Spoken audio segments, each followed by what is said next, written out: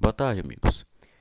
Esse vídeo aqui vai ser para falar de um assunto que não é muito comum, né, de ser abordado pelo nome no Brasil, mas que infelizmente muitos tradicionalistas gostam de usá-lo, né, que é a ambiguidade armada na Bíblia. O que é a ambiguidade armada?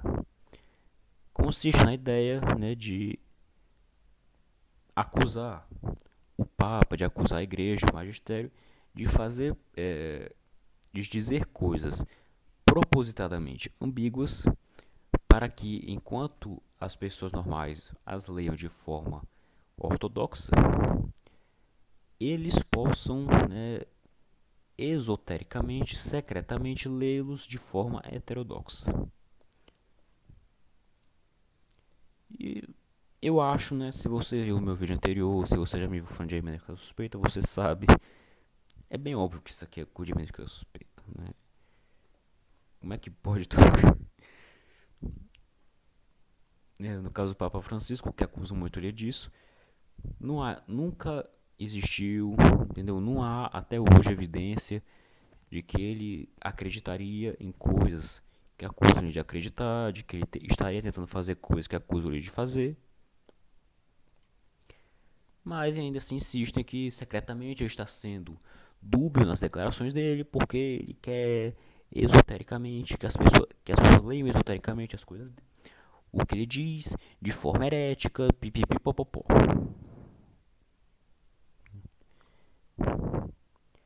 E bem, esse vídeo pretende demonstrar que, ao interpretar o que se lê com hermenêutica da suspeita, né, e acusando de forma tão deliberada as coisas de ambiguidade armada, pode-se facilmente acusar a própria Bíblia Sagrada de fazer isso, né?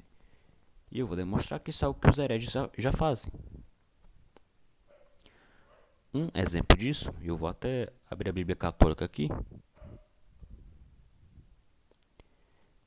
é Evangelho segundo São Mateus, capítulo 24, versículo 36. Mateus 24. Lendo aqui. Quanto àquele dia e àquela hora, ninguém o sabe, nem mesmo os anjos do céu, mas somente o Pai. Somente o Pai. É aqui até uma nota de rodapé dizendo: alguns manuscritos dizem ainda, nem mesmo o Filho. Nem mesmo o Filho, só o Pai. Como assim? Então, claro, se lido com a hermenêutica da suspeita, esse versículo parece transmitir que o nosso Senhor e Salvador Jesus Cristo não seja onisciente e, portanto, não seja completamente divino. Talvez não seja divino coisa nenhuma, talvez seja um anjo. Mas é a interpretação católica, é a interpretação que se vê na patrística, que parte de uma hermenêutica da caridade, da continuidade, que, conciliando essa passagem com as outras dos evangelhos, explica que quando Jesus faz o contraste entre si mesmo e o Pai, ele está contrastando a sua natureza humana com a sua natureza divina. Então é claro que a pessoa do Filho, em sua natureza divina, sabe. Um segundo exemplo seria os versículos que vêm logo antes, né, 32 a 35. Vou ler aqui. Compreendei isso pela comparação da figueira. Quando seus ramos estão tenros e crescem as folhas, pressentis que o verão está próximo.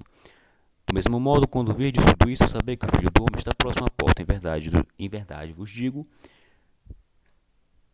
não passará essa geração antes que tudo isso aconteça. Os céus da terra passarão, mas as minhas palavras não passarão. Não passará essa geração? Mas o que iria acontecer?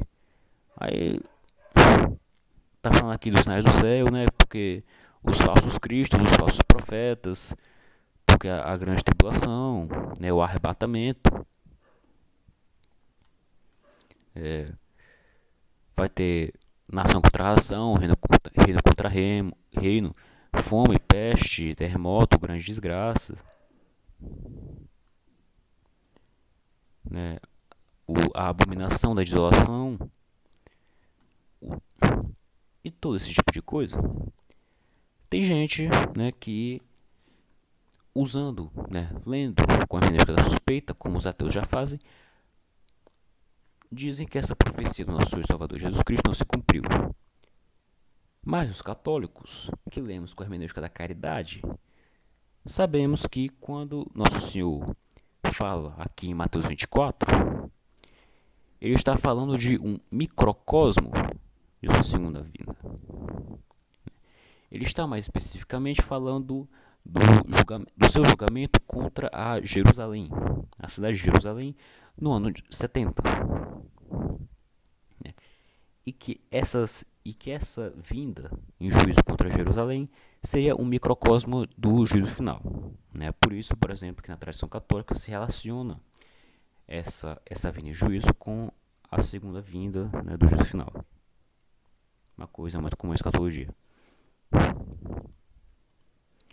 E de fato, o canal do Cris Macabeus, do Robson, faz um trabalho excelente em argumentar em favor disso. Recomendo eles. Um terceiro exemplo seria Evangelho segundo São João, capítulo 14, versículo 28.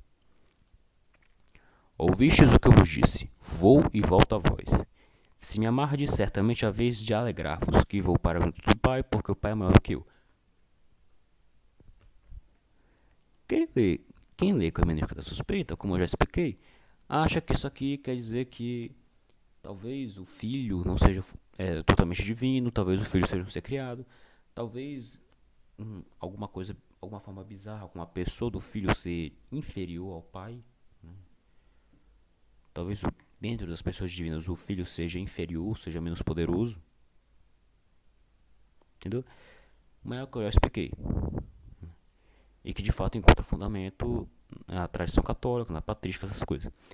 Quando o filho faz o contraste entre si mesmo e o pai, está falando da natureza divina e da natureza humana. Fazendo um contraste entre essas duas naturezas. Não é à toa que ele diz que ele vai para junto do pai porque ele está falando da ascensão. É claro que na natureza divina ele não saiu de perto do pai. Mas na encarnação ele não está tão perto assim. Não fisicamente, pelo menos. Quarto exemplo, que é amado pelos arianos, é Provérbios 8, 22. Vou até pôr ele aqui para eu ler.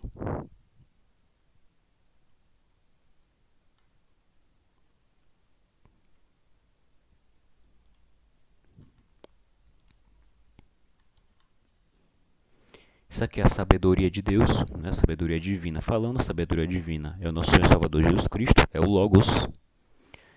Diz aqui, versículo 22. O Senhor me criou como primícia de suas obras, desde o princípio, antes do começo da terra.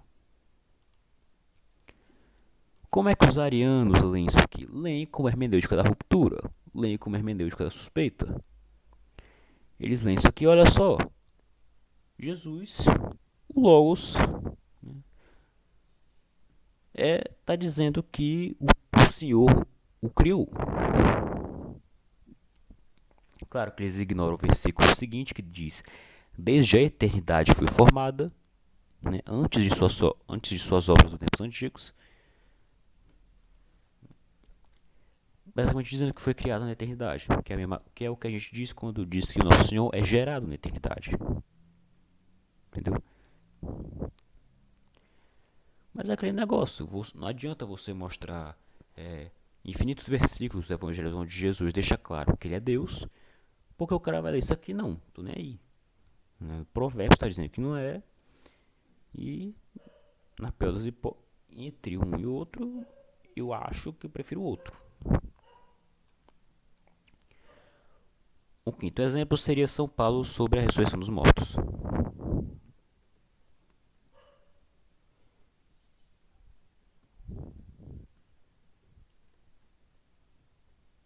Ave Maria. Isso, 1 Coríntios 15.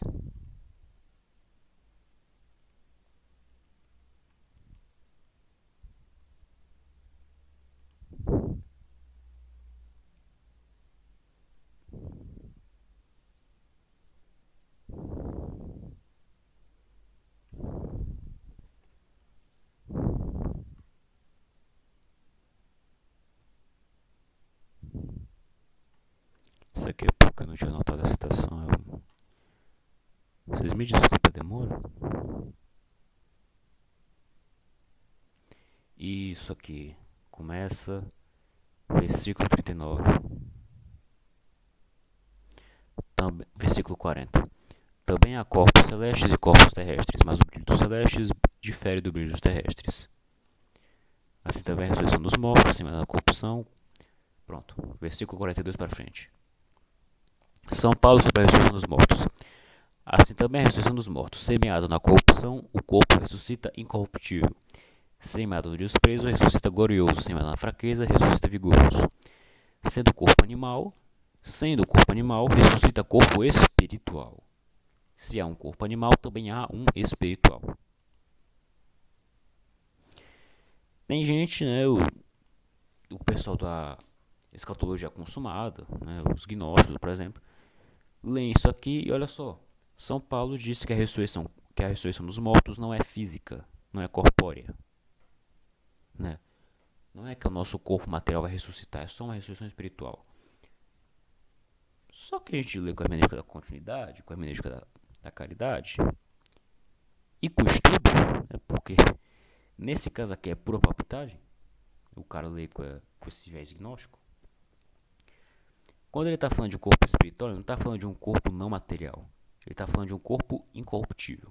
Né? E quem estuda os textos bíblicos no original grego, como eu tive o prazer de estudar, sabe que corpo animal e corpo espiritual aqui, no original é corpo psíquico e corpo pneumático.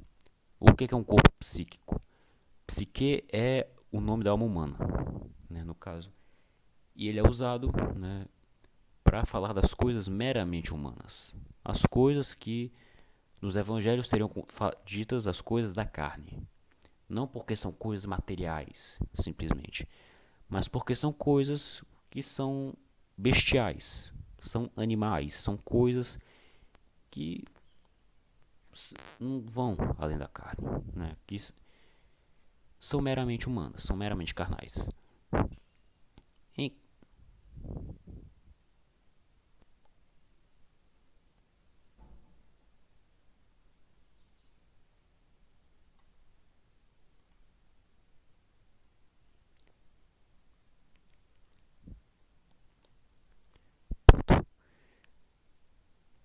Enquanto as coisas espirituais, as coisas pneumáticas, são as coisas de Deus, são as coisas do Espírito.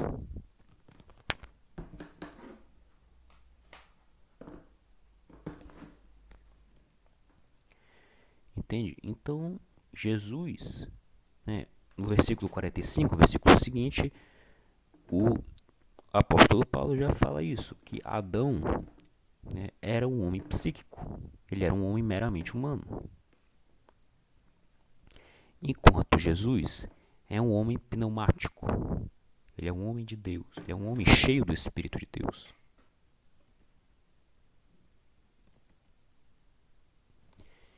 Entende? Então não tem nada a ver com o contraste entre matéria e espírito, que é contraste entre as coisas meramente humanas e as coisas de Deus. O sexto exemplo é 1 Tessalonicenses 4,15. Vou pôr aqui.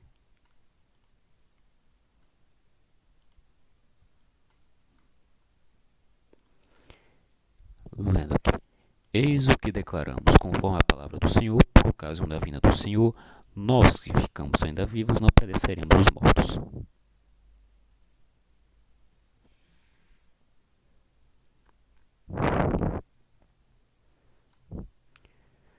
Os céticos amam usar essa passagem para dizer que São Paulo acreditava que a ressurreição dos mortos aconteceria enquanto ele ainda era vivo. Né? E que se São Paulo errou, supostamente a Bíblia errou, e né? Que aí junta com aquela interpretação fajuta de Mateus 24.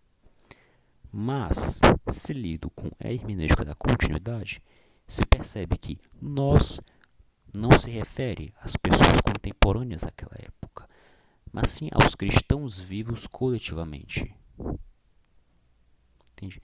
Então, quando ele fala nós que ficamos ainda vivos, ele não está falando, né, apenas das pessoas de si mesmo, né, e das pessoas contemporâneas daquela época que estavam vivas. Ele está falando dos que estavam vivos coletivamente, entendeu? Então, se eu falo nós brasileiros, eu não estou só falando de mim e das pessoas de agora. É brasileiros coletivamente, brasileiros de 500 anos atrás, brasileiros de 500 anos no futuro, entende? Então, com esses exemplos aqui, eu acho que já ficou bem nítido. Eu vou precisar acabar o vídeo de qualquer forma. Que esse negócio de hermenêutica da suspeita, né, de hermenêutica da ruptura, não dá certo. Né? Não dá para ler as coisas da igreja desse jeito. Tudo da igreja a gente tem que ler partindo do princípio que está em continuidade com o resto. E isso inclui o que o Papa diz. Muito obrigado, até a próxima.